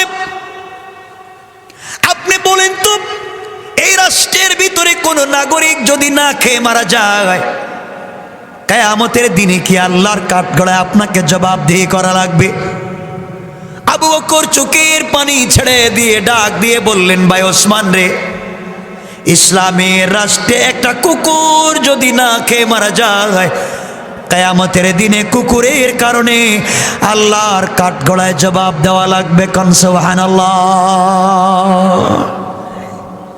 কেমন ইসলাম রাষ্ট্রে থাকলে কি হয়? হযরত ওসমান বললেন, ভাই আবু বকর, আমি খবর নিয়ে দেখেছি আপনার মদিনা রাষ্ট্রে একজন বিধবা বৃদ্ধা মহিলা আছে, যার ছেলে নাই, যার মেয়ে নাই, যার কোনো সন্তান নাই। এই মহিলা চোখে দেখেন না, অন্ধ। তার ঘরের ভিতরে কে খাবার পৌঁছে দিবে? আপনার রাষ্ট্রের একজন বিধবা মহিলা, তার খাবার কে পৌঁছে দিবে? তার খিদমত কে করবে? আপনার রাষ্ট্রে যদি একজন বৃদ্ধা মহিলা না খেয়ে মারা যায়, তার খিদমতের জন্য কোনো লোক যদি না পাওয়া যায়, কিয়ামতের দিনে বিশ্বনবীর সামনে আপনি কেমনে দাঁড়াবেন? এই কথাগুলো শুনবার পরে আবু বকর সিদ্দিক বললেন, ভাই শোনো, আমি রাষ্ট্রের খলিফা, আমি যখন খবর পেয়েছি অবশ্যই মুসলিম রাষ্ট্রের বাইতুল মাল থেকে এই বৃদ্ধা মহিলার খাবারের ব্যবস্থা করে দেব। 3 বেলা সে খেতে পারবে, আমি ব্যবস্থা করে দেব, আমি নিজে ব্যবস্থা করে দেব। আর বাংলাদেশে যখন ইউনিয়ন অফিসে গরিবের জন্য গম আর চাউল আছে, তখন দেখা যায় 100 বস্তা আসলে 60 বস্তা আগেই বিক্রি করে দেয়। বাংলাদেশ সরকারের মাননীয় প্রধানমন্ত্রী কয়েকদিন আগে মানুষকে গড় উপহার দিয়েছেন, কিন্তু দেখা যায় এই দেশে এমন নেতা রয়েছে, প্রধানমন্ত্রী দিলেন ফ্রি ঘর, আর কিছু নেতা 10 লাখ টাকা নিয়ে পাবলিককে ঘর দিয়েছে। ঠিক কিনা বলেন? এগুলার নেতা মানেছেন আপনারা সুর।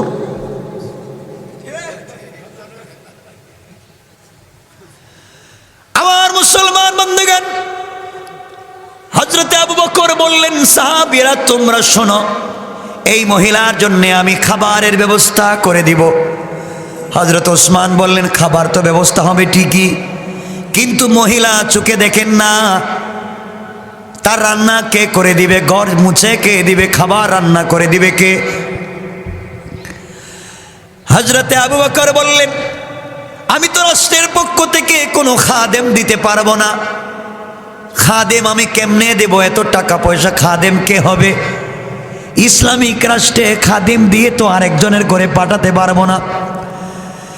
এমন সময় মুসলিম রাষ্ট্রের প্রধান বিচারপতি হযরতে উমর ফারুক রাদিয়াল্লাহু তাআলা আনহু দাঁড়ায়া গেলেন, আর ডেকে ডেকে বললেন, খলিফাতুল মুসলিমিন, আমিরুল মুমিনিন হযরতে আবু বকর, আমি কথা দিলাম আপনি এই মহিলার জন্য কোনো খাদেম কর্মচারী পান না, এই মুহূর্তে আপনি আমাকে খাদেম বানাইয়া দিতে পারে। একদম প্রধান বিচারপতি, চিফ জাস্টিস, তিনি বলছেন আমাকে বৃদ্ধা মহিলার কর্মচারী বানাইয়া দেন। হযরতে আবু বকর বললেন, ভাই আমার, তুমি মুসলিম রাষ্ট্রের প্রধান বিচারপতি, সরকারি অনেক দায়িত্ব আছে, টাইম টু টাইম অফিস করা লাগবে, এর ভিতরে দিয়ে তুমি কেমনে মহিলার খিদমাত করবে? হযরত ওমর ডেকে বললেন, অফিসে যাওয়ার আগে, অফিস থেকে ফেরার পথে ওই মহিলার খিদমাত করব, ঘর ঝাড়ু দিয়ে দেব, কাপড়গুলো ধুয়ে দিব, রান্না করে দিব। চিন্তা করেন, একটা রাষ্ট্রের প্রধান বিচারপতি, তিনি এই রাষ্ট্রের সাধারণ একজন বিধবা মহিলার ঘরের কর্মচারী হতে চান। আর কেউ যদি বাংলাদেশে ওয়ার্ডের নেতা হয়ে যায়, তার জুতা স্যান্ডেলের বাড়িতে এলাকায় থাকা যায় না। ঠিক কিনা বলেন? শিখো ইসলাম। ইসলাম যদি রাষ্ট্রে পৌঁছে যায়, মানুষের দিল দেমাগ কেমন হয়। আমার কথা মনে কষ্ট পাচ্ছেন? আমার মুসলমান বন্ধুগণ,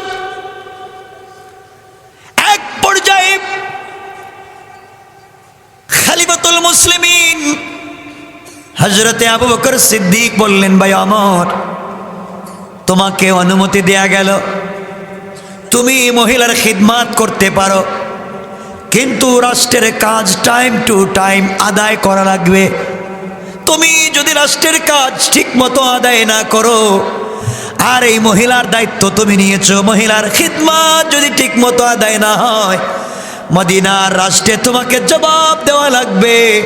ইন্তেকালের পরে আল্লাহর সামনে আমি তোমাকে আসামি হিসাবে দাঁড় করাইয়া দেব। কেমন ইসলাম!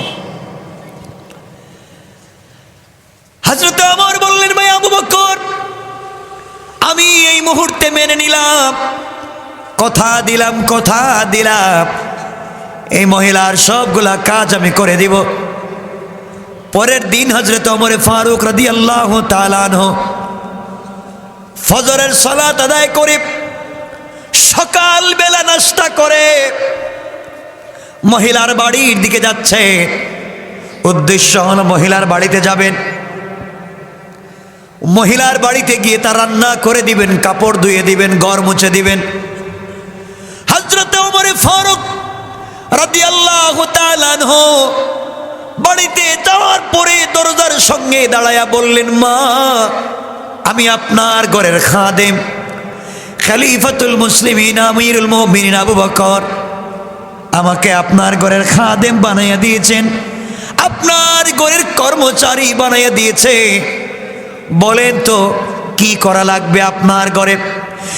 মহিলা চোখে দেখে না, ডাক দিয়ে বলছে, যুবককে, তোমাকে আমি ঠিক মতো চিনতে পারলাম না, তোমাকে আমি চিনি না রে যুবক, কিন্তু তুমি আসার প্রায় 2 ঘন্টা আগে আর একজন যুবক এসে আমার ঘরের সবগুলা কাজ করে দিয়া, আমাকে গোসল করাইয়া, কাপড়গুলা ধৌত করে, রান্না করে আমাকে খাওয়াইয়া একটা যুবক 2 ঘন্টা আগে চলে গেছে। সুবহানাল্লাহ! তো আসতে বললেন, সুবহানাল্লাহ বলেন। আমার তো আশ্চর্য হয়ে গেল, দায়িত্ব আমার আগে কে এসে এই কাজ করে দিয়ে চলে গেল। হযরত ওমর পরের দিন চিন্তা করলেন, আজ ফজরের সালাত পড়ে নাস্তা না করে চলে যাই, বাড়িতে যাওয়ার আগে মহিলার বাড়িতে কাজ করে দিয়ে আসি। একজন রাষ্ট্রের প্রধান বিচারপতি 2 নম্বর দিন সকালবেলা যখন মহিলার ঘরের দরজায় হাজির হয়ে গেলেন, সালাম দিয়ে ডাক দিয়ে বললেন, আম্মা জান, আমি এই রাষ্ট্রে আপনার খাদেম, বলেন আজকে আপনার কি কি কাজ করে দেওয়া লাগবে। ঘরের ভিতর থেকে মহিলা জবাব দিচ্ছে, যুবককে, তোমাকে আজকে আমি চিনতে পারলাম না। যুবক রে, তুমি আসার প্রায় 1 ঘন্টা আগে আর একজন যুবক এসে সবগুলা কাজ করে দিয়ে চলে গেছে। হযরত ওমর বলেন, দ্বিতীয় দিন আমি ফেল, লোকটা কে? হযরত ওমর চিন্তা করলেন, তাহলে আমি তো বিপদে পড়ে যাচ্ছি, কিয়ামতের দিন আল্লাহর কাঠগড়ায় জবাব দেওয়া লাগবে, আবু বকরের সামনে জবাব দেওয়া লাগবে। 3 নম্বর দিন ফজরের সালাতের আগে চিন্তা করলেন, খিদমাত করে এসে নামাজ পড়ব। মুসলমান, চিন্তা করো, একটা এলাকার একজন বিধবা মহিলার ঘরে কাজ করার জন্য প্রধান বিচারপতির কত পেরেশানি। ফজরের সালাতের আগে বের হয়ে গেলেন, নামাজের আগে মহিলার বাড়িতে পৌঁছে গেলেন, আর ডাক দিয়া বললেন, আম্মা জান, আমি তো ভোরবেলা এসেছি ফজরের আগে, বলেন, আপনি বলেন আপনার ঘরে কি আছে এমন কাজ যা আমাকে করতে হবে? দেন আপনার কাপড়গুলো আমি ধুয়ে দেই, রান্না বান্না আমি করে দেই, যা যা করা লাগে আমাকে দেন। মহিলা ডেকে ডেকে বলছেন, যুবক, তুমি 3 দিন এসেছো, আজ পর্যন্ত তোমার পরিচয় জানি না। যুবক, তুমি শুনে রাখো, তুমি আজকে আসার প্রায় আধা ঘন্টা 30 মিনিট আগে আর একটা যুবক এসে সবগুলা কাজ করে দিয়ে চলে গেছে। আল্লাহু আকবার। রাষ্ট্রে ইসলাম থাকলে যা হয়। ওমর কি ঠান্ডা মানুষ না গরম? সবাই বলেন না। ওমর তো এত গরম যে রাস্তা দিয়ে ওমর হেঁটে যায়, এই রাস্তা দিয়ে শয়তানও যায় না, ঠিক না? শয়তানও যায় না। এজন্য আল্লাহকে বলবো, আল্লাহ তুমি বলেছ নবীজির পরে নবীজি দিবানা, কিন্তু অমর দিবানা এই কথা বলো নাই। এই বাংলাদেশের জন্য তোমার কাছে আমরা একজন অমর চাই, ঠিক কিনা বলেন? এই কথা আমার আল্লাহ আমার তেলাওয়াতকৃত আলোচ্য আয়াতে বলছেন। আমার মুসলমান বন্ধুগণ, মজলুমেরা যখন আল্লাহর কাছে বলেছে আল্লাযীনা ইয়াকুলুনা রাব্বানা আখরিজনা মিন হাযিহিল কারয়াতিজ যালিমি আহলুহা, আয় আল্লাহ তুমি জালেমের রাষ্ট্র থেকে আমাদেরকে বের করে দাও, যেখানে শান্তিতে কথা বলা যায় না। আর যদি এই দেশের ভিতরে আমাদেরকে রাখতে হয়, তোমার কাছে দুই জিনিস চাইলাম। এক নম্বর তোমার কাছে চাইলাম ওয়াজআল লানা মিন লাদুনকা ওয়ালিয়া, আল্লাহ তোমার কাছে একজন নেতা চাই, তোমার কাছে একজন লিডার চাই, যে লিডার রাস্তায় বের হয়ে তাকবীর দিয়ে মাথায় পাগড়ি বেঁধে রাস্তায় নেমে যাবে, খালিদ ইবনুল ওয়ালিদের মতো গর্জন দিবেন, আমরা কথা দিলাম তোমার দিন জিন্দা না করে ঘরে ফিরে যাব না। আমার বন্ধুগণ, হযরতে আমার তো আশ্চর্য হয়ে গেলেন, 3 দিন হয়ে গেল খিদমাত করার সুযোগ পেলাম না। হযরত আমার 4র্থ দিন চিন্তা করেন, আজকে ফজরের সালাত তো পড়বই না, পরে পড়ব, তাহাজ্জুদের সালাত তো পড়ব না, তাহাজ্জুদের আগে আমি চলে যাই। হযরত আমার চলে গেলেন তাহাজ্জুদের সালাতের আগে, মহিলার খিদমাত করবার জন্য পরিশান বাড়িতে পৌঁছে গেলেন, দরজার সঙ্গে পিঠ লাগাইয়া দাঁড়াইয়া গেলেন। এমন সময় হযরত আমর শুনেন ঘরের ভিতরে কে যেন আস্তে আস্তে একটা যুবকের কণ্ঠের আওয়াজ শোনা যায়। আমর বললেন, আজকে ধরতে পেরেছি, আজ ধরতে পেরেছি। আমাকে 3 দিন কষ্ট দিয়েছে, আজকে 4র্থ দিন আমার কাজগুলা করে দিয়ে চলে যায়। তরবারি খুলেছেন, তরবারি কুশমুক্ত করেছেন, আর বলেছেন যুবক ঘর থেকে বের হলেই তার শরীর থেকে মাথাটা আলাদা করে দেব। একটু দূরে দাঁড়িয়ে গেলেন, তরবারি খুললেন। কিছুক্ষণ পরে অন্ধকার রাত, একটা যুবক এই মহিলার ঘর থেকে বের হয়ে আস্তে আস্তে চলে যায়। হযরত ওমর দাঁড়ায়া বললেন, যুবককে, কে তুমি? হঠাৎ করে মহিলার ঘর থেকে বের হয়ে চলে যাও। গভীর রাত্রে মুসলিম রাষ্ট্রে একজন বিধবার ঘরে প্রবেশ করবার অধিকার তোমাকে কে দিয়েছে? আমি রাষ্ট্রের প্রধান বিচারপতি, তুমি দাঁড়িয়ে যাও, নচেত তোমাকে আমি হত্যা করে ফেলব। যুবক দাঁড়িয়ে গেলেন। হযরত ওমর আস্তে আস্তে করে হাঁটা শুরু করলেন, যুবকের সামনে গেলেন, তরবারি খুললেন আঘাত করবার জন্যে।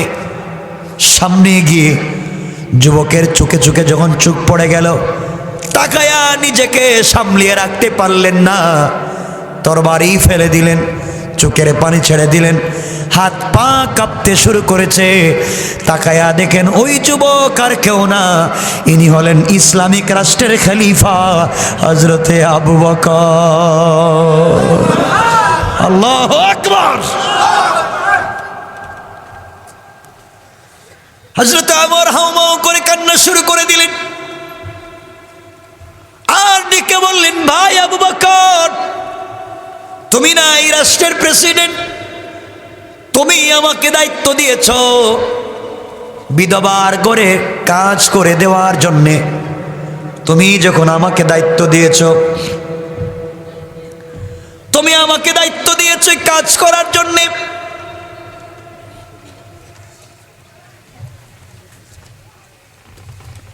আমি কথা এখানে রেখে দিলাম। আমার জন্য দোয়া চাই, আপনাদের জন্য দিল থেকে দোয়া থাকলো। আল্লাহ যেন আপনাদেরকে কবুল করে, আমাকেও কবুল করে। যেহেতু আলোচনা শেষ করতে বলা হয়েছে আমি শেষ করে দিলাম। আলোচনা অনেক লম্বা ছিল, আমি এখানে রেখে দিলাম। আমার বন্ধুগণ, ইসলাম এভাবেই সুন্দর, কিন্তু সব কথা তো আর বলা যাবে না, এখানে কথা থাক। ফরজ সালাতের পর ইমামের সাথে সম্মিলিত মোনাজাত কি অধিক সওয়াব নাকি রসুলের আমল পালন করে মোনাজাত, না কি বুঝি নাই? আচ্ছা, সওয়াব ফরজ সালাতের পরে আমি আপনাদেরকে প্রশ্নের উত্তর দিচ্ছি। যে ফরজ সালাতের পরে ওয়াজিব সুন্নত থাকবে, সুন্নত মুআক্কাদা, যে ফরজ সালাতের পরে থাকবে, সেই ফরজ সালাতের পরে মোনাজাত না করা উত্তম। যেই ফরজ সালাতের পরে সুন্নতে মুআক্কাদা নামে কোনো নামাজ থাকবে না, এই ফরজ সালাতের পরে দোয়া করা উত্তম। কথা বুঝতে পেরেছেন? কথা বুঝাইতে পারছি? অনেক ইখতিলাফ আছে, কেউ বলছে দোয়া করাই যাবে না, মায়ের দোয়া করলে ইমামের উপরে মায়ের, আর কেউ বলছে দোয়া না করলে ইমামের চাকরি থাকবে না। কথা বলেন না কেন? মারামারিতে নাই। ফজরের নামাজের পরে কোনো সুন্নত আছে? আসরের নামাজের পরে সুন্নত আছে? এ দোয়া করা উত্তম কাজ, বুখারীর হাদিস। আর যেই ফরজ নামাজের পরে সুন্নত আছে, যেমন মাগরিবের পরে সুন্নত আছে, আছে না? জোহরের পরে সুন্নত, জুমার পরে সুন্নত, দোয়া না করা উত্তম। এই তো একই জিনিস, একই প্রশ্নই তো দুটা। পীর না ধরলে নাকি জান্নাতে যাওয়া যাবে না, কতটা বাটপারি, একবারে বাটপারি কথা। পীর না ধরলে জান্নাতে যাওয়া যাবে না কথাটা একবারে কোরআন হাদিস বিবর্জিত শয়তানি কথা। এখন বলি আপনাদেরকে, কোরআন শরীফ এখানে নাই, কোরআনে কারিমের সূরা আল মাইদার 35, 36, 37 নম্বর আয়াত আল্লাহ রাব্বুল ইজ্জত ওয়াল জালাল বলেছেন, ইয়া আইয়ুহাল্লাযীনা আমানুত্তাকুল্লাহ, হে ঈমানদার যারা যারা আমার উপর ঈমান এনেছো, ইত্তাকুল্লাহ, আমি আল্লাহকে ভয় করো, ওয়াবতাগু ইলাইহিল ওয়াসিলা, এবং আমাকে পাওয়ার জন্য ওসিলা ধরো। কথা বুঝতে পেরেছেন? কথা বুঝেন? এই আয়াত দিয়ে ওনারা দলিল দেন যে পীর না ধরলে জান্নাতে যাওয়া যাবে না। আল্লাহ বলছেন ওয়াবতাগু ইলাইহিল ওয়াসিলা, আল্লাহকে পেতে হলে ওসিলা ধরো। কথা বুঝতে পেরেছেন? আল্লাহকে পেতে হলে ওসিলা ধরো, এই জন্য আল্লাহ বলেছেন ওয়াবতাগু ইলাইহিল ওসিলা। আর ওসিলা ধরো মানে পীর ধরো। এই আয়াতের যারা অর্থ করেছেন সরাসরি ইসলামের এবং কোরআনের ভুল ব্যাখ্যা দিয়েছেন। আল্লাহ বলছেন ওয়াবতাগু ইলাইহিল ওসিলা, এই ওসিলা শব্দের অর্থ হলো, হে ঈমানদার তোমরা আমি আল্লাহকে ভয় করো এবং আমি পর্যন্ত পৌঁছার জন্য ওয়াবতাগু ইলাইহিল ওসিলা, তোমরা একজন নেতা নির্বাচন করো। নেতা, ওসিলা মানে এখানে কি? নেতা। ওসিলা মানে এর পরের শব্দ পরিষ্কার করে দিচ্ছেন আল্লাহ। আল্লাহ বলেছেন ওয়াবতাগু ইলাইহিল ওসিলা, তোমরা আমি পর্যন্ত পৌঁছার জন্য একজন নেতা নির্বাচন করো। কেন? ওয়াজাহিদু ফি সাবিলি, যেন তোমরা এই নেতার নেতৃত্বে জিহাদ করে আমার জমিনে আমার দ্বীন কায়েম করতে পারো। যদি তোমরা করতে পারো, লাআল্লাকুম তুফলিহুন, সম্ভাবনা আছে যাতে তোমরা সফল কাম হতে পারো। কথা বুঝাতে পেরেছি? সূরা আল মাইদার আয়াত। পীর ধরা ধরলে না ধরলে জান্নাতে যায়, একবারে ফালতু কথা বলা হয়েছে। কেমনি এটা বলে শেষ? আমি আলোচনা এখানে রেখে দিলাম, আলোচনা তো আর করলামই না, যেহেতু ভাই বলছে সংক্ষেপ, কথা শেষ। প্রশ্ন দিয়ে দিলাম। আর কারো প্রশ্ন আছে? কিছু বলবেন কেউ? প্রশ্ন থাকলে বলেন, আমি মোনাজাত করে দিই। আর সভাপতি কথা বললে বলবেন। কারো প্রশ্ন আছে? কিছু নাই থাকলে বলেন। আমি এমন কোনো বক্তা না যে বাড়িতে চলে যাই আপনারা প্যান্ডেলে দাঁড়াইয়া প্রশ্ন করেন, আমি সরাসরি আপনাদের প্রশ্নের জবাব দিব। ওরে আল্লাহ রে আল্লাহ, ওরে মা, না এগুলো করা যাবে না। মসজিদ আল্লাহর ঘর, কাউকে নিষেধ করা যাবে না। যারা বুকের উপরে হাত বাঁধে, যারা হাত ছাড়ে, যারা হাইটা নামাজ পড়ে, সবগুলা হাদিসে আছে। কোনোটা আমার এলাকায় নাই, কোনোটা আরো এক এলাকায় আছে। ফিতনা তৈরি করা যাবে না। যে এলাকায় কোনো মানুষ ইসলাম নিয়ে ফিতনা তৈরি করবে তাকে সমর্থন করা যাবে না।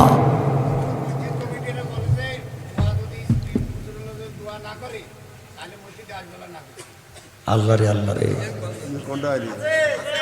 হ্যাঁ